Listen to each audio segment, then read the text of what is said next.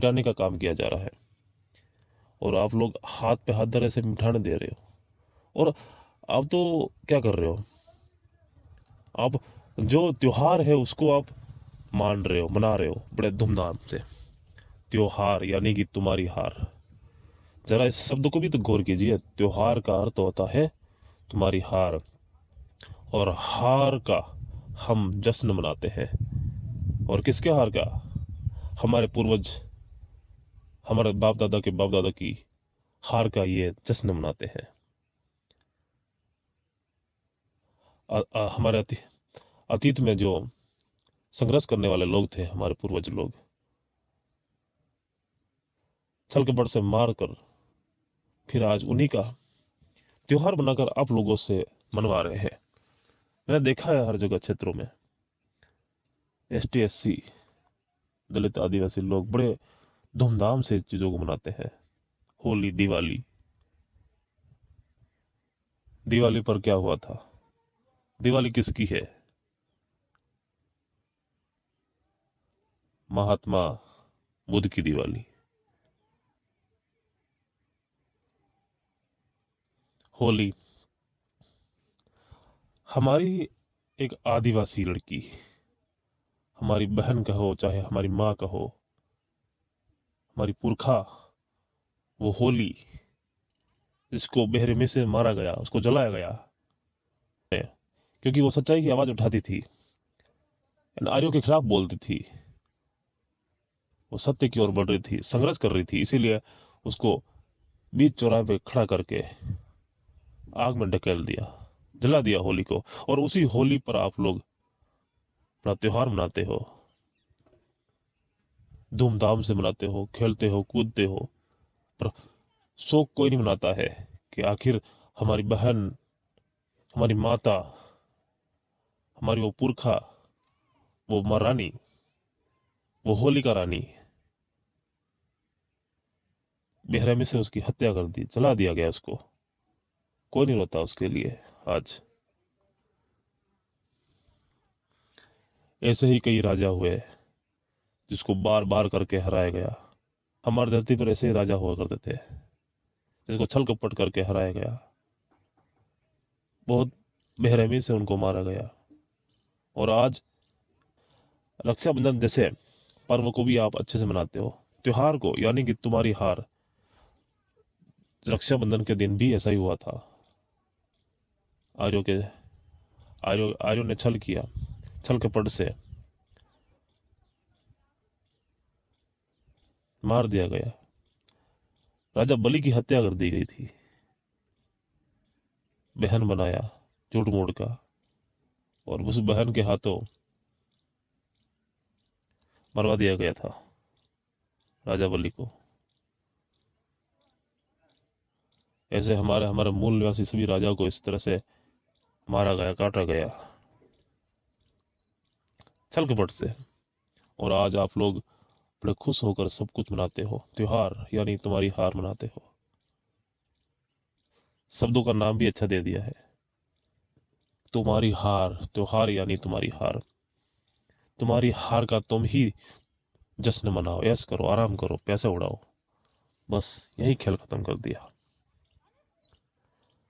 और एक बड़ा सवाल आप लोगों से करना चाहूंगा। अगर इस चीजों को आप नहीं मानते हो, नहीं समझते हो, कोनो दिक्कत वाली बात नहीं है, आप मत मानिए।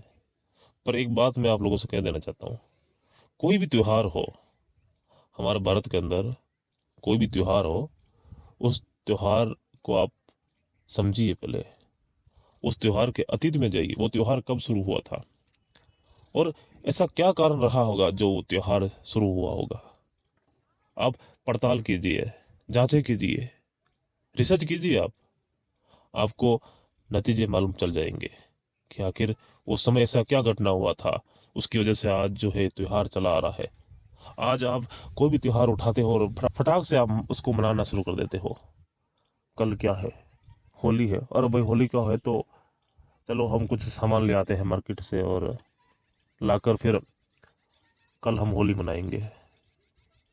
हमारे बच्चे लोग के अलावा भी बड़े बड़े लोग भी होली का दहन करते हैं, लकड़ियां जमा करते हैं चौराहे पर, मनाते हैं रात्रि के टाइम, धूम धड़ाका, पटाखा जलाते हैं और नाचते गाते हैं। कभी आपने ये भी सोचा है कि भाई वो होली कब शुरू हुई थी, कैसे शुरू हुई थी, क्या हुआ था? हम्म, जरा ये भी तो जांचिए आप, सोचिए, विचारों कीजिए आप। वो प्रहलाद कौन था, वो होलिका कौन थी, और ये कौन से सन में रहे थे? जानो फिर मानो। बात इतना है, पहले चीज़ों को जान लो फिर मान लो, आपको बिल्कुल समझ में आ जाएगा। कोई भी चीज़ आप लेते हो ना, खरीदते हो, तो फिर उसका फ़ायदा आपको मालूम होना चाहिए कि ये चीज़ मेरे ये काम आ जाएगी, मुझे ये फ़ायदा देगी, तो आप वो चीज़ लेते हो ना, मार्केट जाते हो तो। ऐसा नहीं कि आप उठा के ऐसे ले लिए, नहीं लेते हो ना।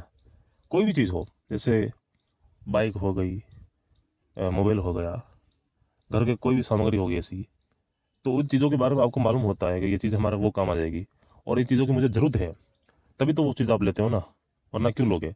तो मैं इसमें यही कहना चाहूँगा कि आप पहले इस चीज़ को जानो कि त्यौहार है क्या चीज़। जैसे त्यौहार बहुत सारे, होली, दिवाली, रक्षाबंधन और ये करवा चौथ, अलग अलग प्रकार के बहुत सारे जो है ये हिंदू संस्कृति में इस त्यौहार बनाए गए हैं, जो आते हैं, आप मनाते हो। पहले जान लो फिर मानो ना, पहले जान लेना फिर मानना, ठीक है ना? इसके पीछे भी और एक लॉजिक वाली बात मैं आप लोगों को समझाना चाहूँगा। पुरातत्व विभाग ने कौन से कार्य किए हैं, साइंटिस्ट विज्ञान ने कौन सा काम किया है? आप थोड़ा यूट्यूब पे सर्च करिए या फिर गूगल से सर्च कीजिए कि इस भारत भूमि के अंदर खुदाई हुआ करती थी, और आज भी कहीं कहीं क्षेत्रों में खुदाई होती थी, आज भी कहीं कहीं क्षेत्रों में खुदाई होती है। क्या निकलता है वहां पर? बुद्धों की मूर्तियां, जो अतीत में चला आया था, जो कभी इस भारत भूमि के मालिक थे, अखंड भारत के मालिक, बुद्ध की मूर्तियां निकलती है, टेम्पल निकलते हैं, उनके पिलर से निकलते हैं, सम्राट अशोक के भी स्तंभ निकलते हैं।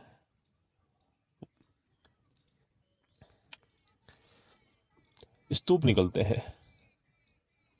जब इस भारत भूमि के अंदर ये चीज सारी निकल रही है, तो आप लोगों को मालूम चला, आप लोगों को पता लगाना चाहिए कि आखिर अगर उनका राज नहीं था, वो नहीं थे, तो फिर इनके मूर्तियां कहाँ से निकल रही है? बताइए आप लोग। और कभी आपने ये चीज देखा है कि ऐसे 10 हाथ वाली, 16 हाथ वाली दुर्गा की कभी मूर्ति निकली हो इस भारत भूमि के अंदर? देखा आपने? अभी भी पत्थरों के द्वारा ये दुर्गा मूर्ति को खुदवाया जा रहा, बनाया जा रहा है। कभी मिट्टी में ढकेल दोगे आप लोग तालाब के अंदर एक मूर्ति को ले जाके, पर पानी सूख जाएगा, आप निकाल लोगे उसको, तो क्या वो माना जाएगा कि ये मूर्ति कितना पुराना है? नहीं ना। डीएनए चेक होगा ना उसका। कहाँ से फिर वो टाइम दोगे इसको कि ये इतना पुराना है? नहीं, नहीं दे पाओगे ना। इसीलिए वहाँ पर ना रिसर्च होता है, वो पता देता, जगह जगह पर बुद्धों की मूर्ति निकली, पता है ना? दुर्गा की मूर्ति नहीं निकली ना कहीं पर भी, अभी अभी लोग बना रहे हैं। तो इससे थोड़ी साबित होता है कि वो लाखों करोड़ों साल पुरानी जो दुर्गा इस धरती पर राज करी होगी, ये तो अभी भी बना रहे लोग, अभी। इसको ज़्यादा टाइम थोड़ी हुआ है, ये 11वीं शताब्दी के बाद सब कुछ खेल धीरे धीरे शुरू हुआ है। 11वीं सदी के बाद ये शुरू हुआ सब कुछ, ये मूर्ति बनाने का काम है, ये सब कुछ तो इसके बाद शुरू हुआ ना। ये राम, ये लक्ष्मी, इनकी जो फोटो है, इनके जो चित्र है, ये कब से बनने शुरू हुआ है? 11वीं सदी के बाद शुरू हुए सब कुछ। पहले कहाँ थे इनके चित्र? पहले तो वो थे सिर्फ बुद्धों की मूर्तियाँ।